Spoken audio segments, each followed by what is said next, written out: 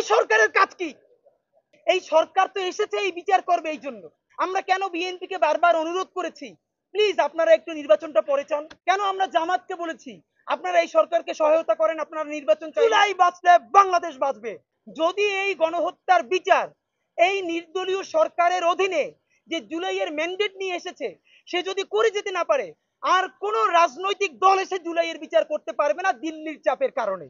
ওই সরকারের ডান হাতটা সবসময় ধরে রেখেছি, আমরা সরকারকে কখনো বিব্রত হতে দেইনি।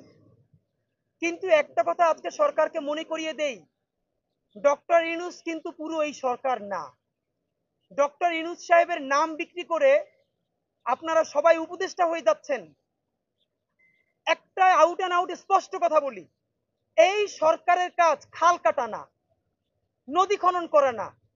রক্তের মধ্য দিয়ে আইসা আগামী 10-20-30 বছরও যদি নদী খনন করা না হয় বাংলাদেশ মরে যাবে না। খাল না কাটলেও বাংলাদেশ মরে যাবে না। বাংলাদেশে গণহত্যার বিচার না করলে বাংলাদেশ মরে যাবে। বাংলাদেশের স্বাধীনতা সার্বভৌমত্ব বাঁচবে কিনা এইটা প্রশ্নটা এখন নির্ভর করছে জুলাই বাঁচার উপর। জুলাই না বাঁচলে বাংলাদেশ বাঁচবে না। সেই প্রশ্নে যখন এই সরকারের প্রথম বারবার মিটিং হওয়ার কথা ছিল বিএনপির সাথে, জামাতের সাথে, এনসিপির সাথে, আওয়ামী লীগকে কোন ফরম্যাটে নিষিদ্ধ করা যায়, গণহত্যার বিচারটা কত দ্রুত নিশ্চিত করা যায়, তারা সেটা না করে এত কিছুর মধ্যে আরো 10টা কমিশন করেছে, তারা নারী কমিশন করেছে। সম্পূরক প্রশ্ন আসবে তাই আগে বলে দিয়েছি, এই যে একটা নারী কমিশন করেছেন, এই নারী কমিশনের কোন নারী জুলাইয়ের আন্দোলনে সম্পৃক্ত ছিলেন? এই নারী কমিশনের কোন নারী গত 15 বছরে ফ্যাসিবাদ সংগ্রামে সামনের সারিতে ছিলেন? আমরা নারী কমিশন হলেও তো সেই আমাদের মেয়েগুলো যারা জান দিয়েছে রাস্তায়, সেখানে একটা মেয়েকে তো আমরা দেখতে পাই না। কতক্ষণ নারী কমিশনের, এর মানে কি নারী সংস্কার লাগবে না? জুলাই যদি বেঁচে যায়, বাংলাদেশের স্বাধীনতা সার্বভৌমত্ব যদি বাঁচে, তাহলে আমাদের সকল সংস্কারগুলো ধীরে ধীরে হয়েই যাবে ইনশাআল্লাহ। আপনারা কিসের সংস্কার নিয়ে আসতেছেন? আপনারা আগে কথা ছিল সংস্কার নাকি নির্বাচন, এখন কথা চলে এসেছে জাতীয় নির্বাচন নাকি স্থানীয় নির্বাচন। এইসব হাবিজাবি বললে হবে না। সংস্কারও বুঝি না, নির্বাচনও বুঝি না, একমাত্র প্রথম এবং শেষ কথা বিচার এবং বিচার। এই সরকারের প্রথম এবং শেষ কাজ তাকে বিচার করতে হবে। আপনাদেরকে স্পষ্ট জানাতে চাই, আজকে বিচার চাওয়া কেন আমাদের জন্য লজ্জার। এই সরকার তো এসেছে এই বিচার করবে। এই জন্য আমরা কেন বিএনপিকে বারবার অনুরোধ করেছি, প্লিজ আপনারা একটু নির্বাচনটা পরে চান।